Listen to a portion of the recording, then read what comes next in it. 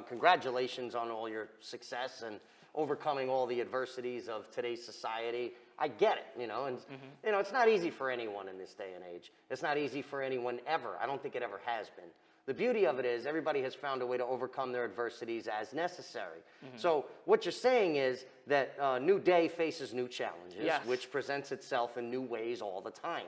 So the best way for us to continuously stay sharp, if you will, are on new techniques. We have to adjust ourselves accordingly to whatever our environment presents us, right? So if our environment, let's say, were to present us with where a wordplay would escalate into a physical altercation, which often happens, right?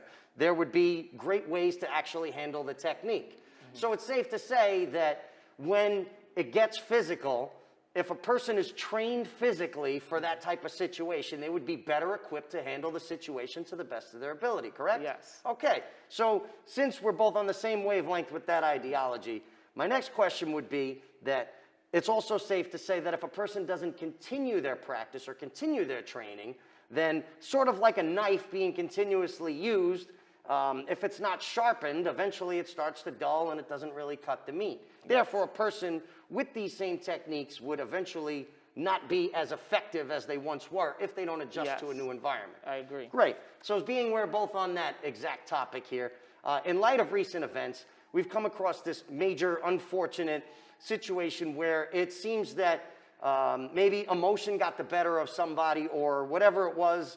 Who knows what the full dynamic of it is. One thing we know is that effective and ongoing training didn't seem to be of evident in that moment. So I'm talking about from an ethical standpoint as well as from a physical standpoint. So these are like knives in our arsenal that have to be sharpened, right? Correct. So we can both agree that this is something that someone should take personally and create within themselves their own arsenal enough to be equipped to handle any situation when it arises. Great. So having said that, what I want to do is I want to get into a technique of what you would portray to an audience of people or whoever would have to know, whoever's walking the streets or whoever gets to encounter in a situation, whether they need to subdue somebody or avoid subduction themselves. So you do teach self-defense here. Yes. Right? I know because I take it and it's great. I absolutely love it. However, I would love to learn something new and learn something every day. Yes. So if you wouldn't mind, could we do a little demonstration? Okay, so the first demonstration, and a lot of people don't know it. The first demonstration of any type of technique of self-defense is, number one, is to be aware of your environment. You need to be aware of your environment. If you're paying attention to what's going on, then you have what's called foresight. So you see what's about to happen before it happens. And if you see what's about to happen before it happens, then you change the outcome of what's going to happen, right? So you need to look at the situation. If you're like, my wife and I were talking about that this morning. Because we were talking about working out in the morning because obviously we're on quarantine, hence the mask and things like that. But, you want to go out and work out, but there's a lot of people. So she wants to go out a little bit earlier, but then you have the kind of, questionable characters when it's a little bit too early, the darker it is, So I basically, my response to that was, you already know what to do. If you're going around once, you see somebody that looks questionable and you feel a little bit weird about it, then the second time, you're not going to come back around. You're just going to take another route. That's just basically self-defense without physically doing anything. Everybody thinks that self-defense is physical and pounding out somebody, ground and pound. And that's not what self-defense is. Self-defense is assessing a situation and making the best outcome for both people. But the number one person that you need to protect is yourself, right?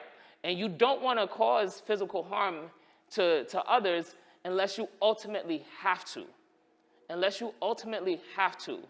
Okay. And it's always the least amount to the worst. You don't, like I see sometimes the people online on the videos, and they get into an altercation, which I have my own feelings about altercations. I feel like if we put guns down and we just boxed it out a little bit, then I think things would be a little bit better. That's just my personal belief and my personal feeling that if in a controlled environment, I got beef with you, then, and we couldn't handle it with words and we couldn't have any reason, then somebody needs to take us in a controlled environment and we need to put on the gloves and we need to get busy for a good 10 minutes. Most people, after that 10 minutes, they're gonna wanna sit down at that table and negotiate.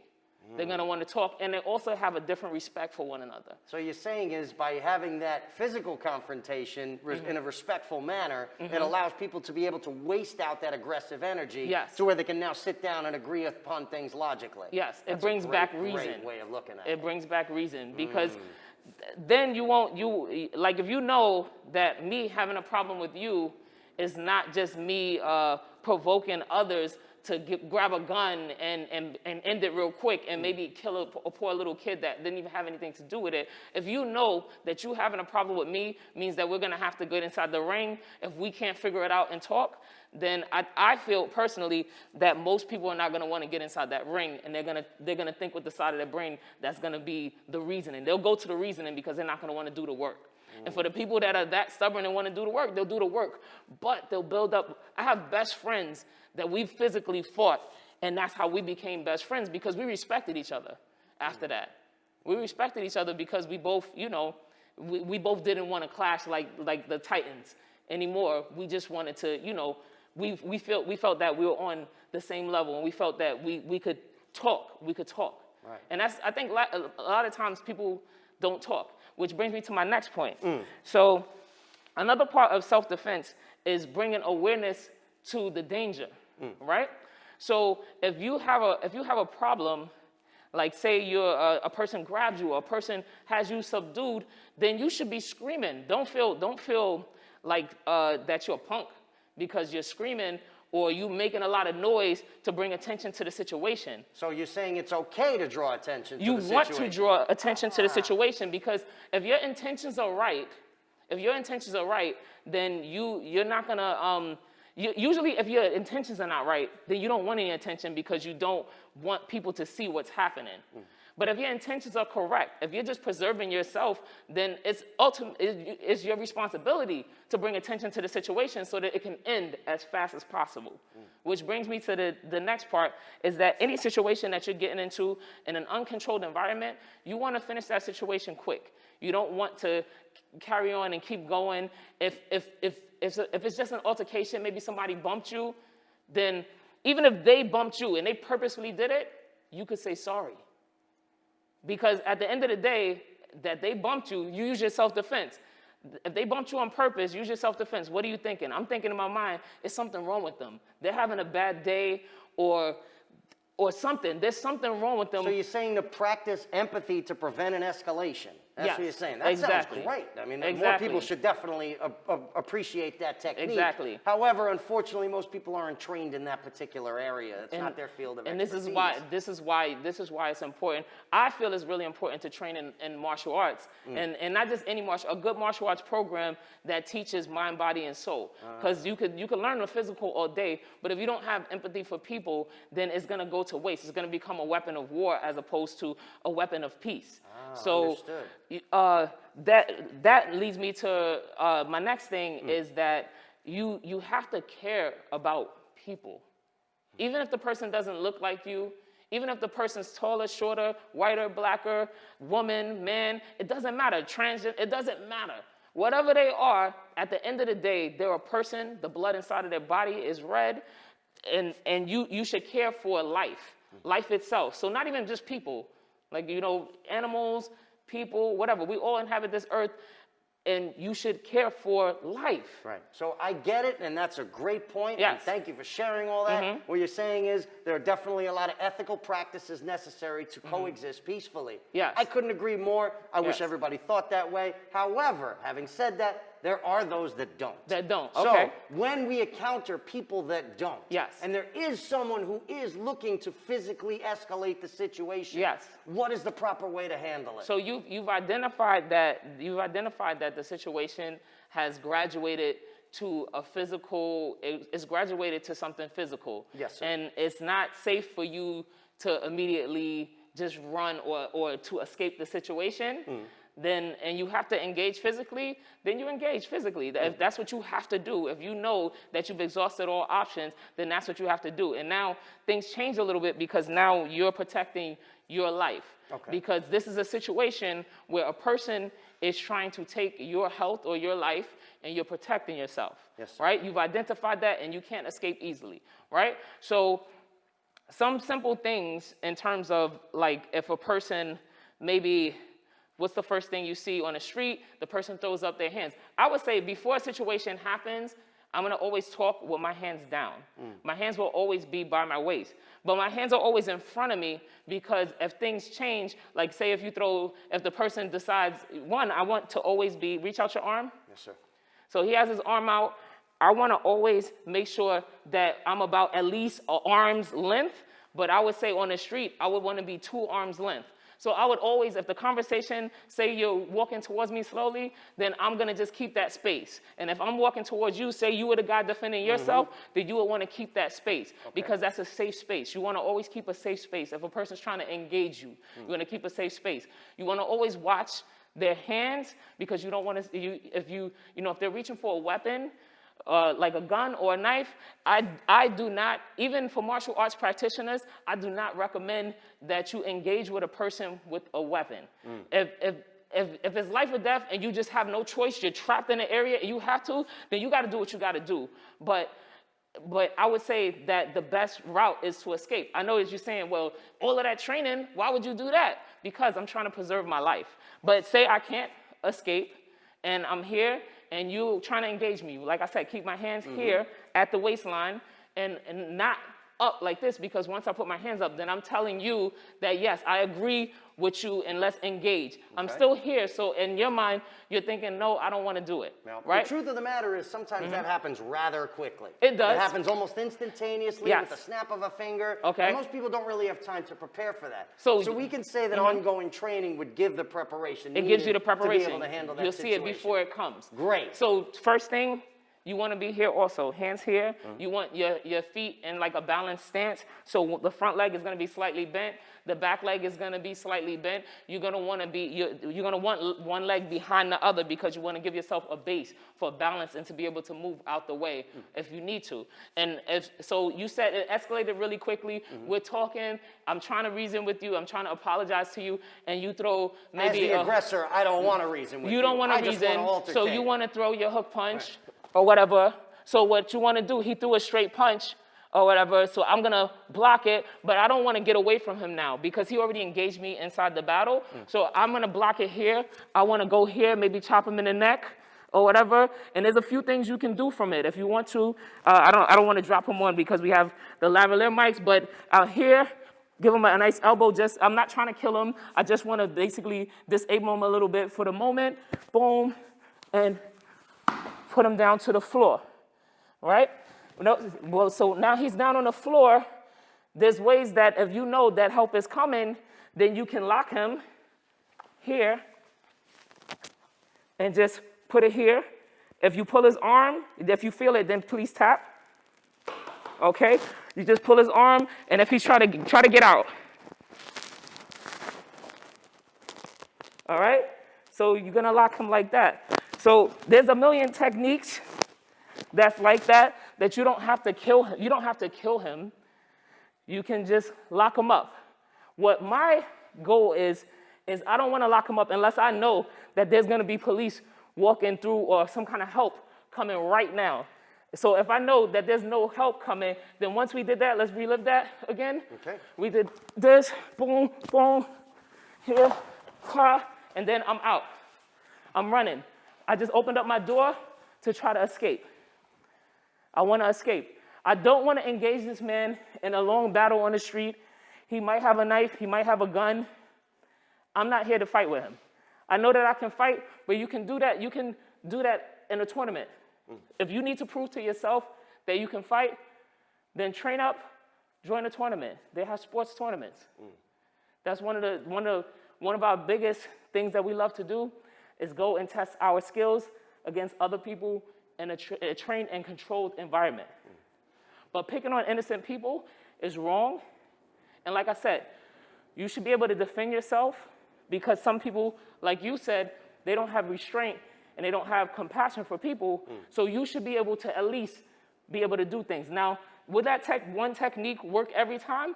Different techniques work for different situations, and that's why you have to train. That's why you got to train, and you have to train all the time. All right, well, At thank least you. 3 times a week. Thank you. And that's a wonderful demonstration. At least 3 times a week. Absolutely wonderful. Thank you for that wonderful, beautiful demonstration.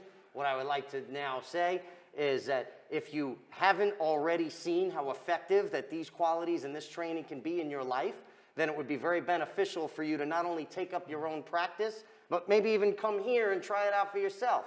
He doesn't just do it here, he also does it virtual. Through this entire pandemic, like many other businesses, he had to adapt to the situation, and we've been training online. So we've been doing it through a virtual meeting space, which is great. Yeah. The ability to adapt and overcome is priceless. Yes. And if you can learn that from anywhere, that is definitely something you want to pick up. And they Yes. teach that here. Yes. So this is one great place to pick that up, as well as many other fine establishments out there. I would recommend highly taking it. I don't only take it myself, but my entire family, we take the class together.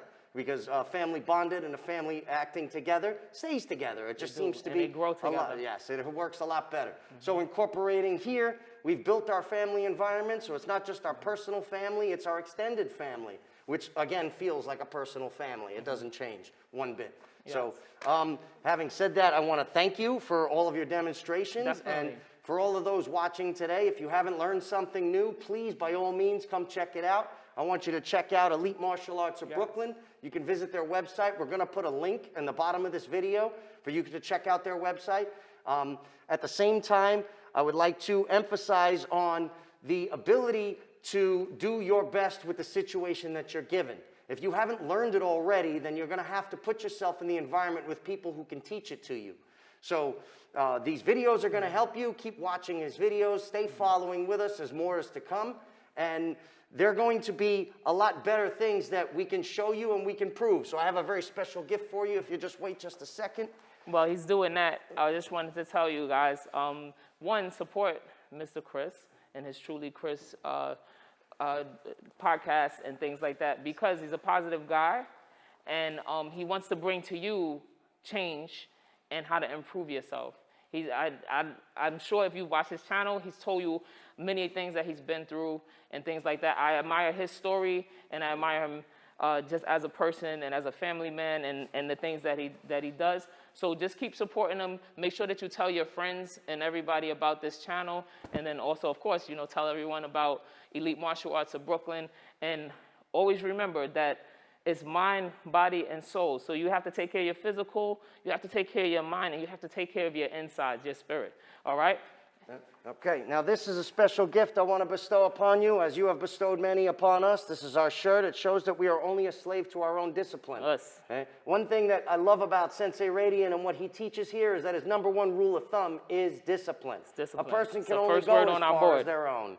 A person can only go as far as their own discipline will take them. Yes. And this program here not only instills it in us, but it shares it with everyone around us too. So in the gift of that sharing, I'd like to present Thank this to you. you. Thank Us. you, us. Yeah, once again, this is Truly Chris. This has been a great experience. If you have any comments, any thoughts, any conversation that you'd like to have regarding this matter, please feel free to scroll down. It's at the bottom of this video. We're going to leave a link to all the websites available to this, not just for his website, but for ourworldofinspiration.com. If you don't mind, on the back of the shirt here. You can pick one of these shirts up for yourself, because sometimes, as he just mentioned, just the power of words in itself is enough to maybe change the life of a person. Sometimes it's what you say that makes all the difference. So before we spread the emotion, let's try to spread the logic, okay? Yes. So having said that, I'd like to thank everybody for being with us today, and just keep following us, because in about 2 weeks, we're going to have another one fresh and ready for you. So I hope to see you not only here at the dojo on the mat, but I want to see you. I'd like to hear what you think and get to know you a little better about it in person. So with that, my name is Truly Chris. I'd like to thank Sensei Radiant for joining us. And once again, if you have any inclusion, anything you'd like to talk about, please feel free to open up. We're here for you. We want to be able to help you in the best way we can. Thank you. All right. Thank you, guys. Us.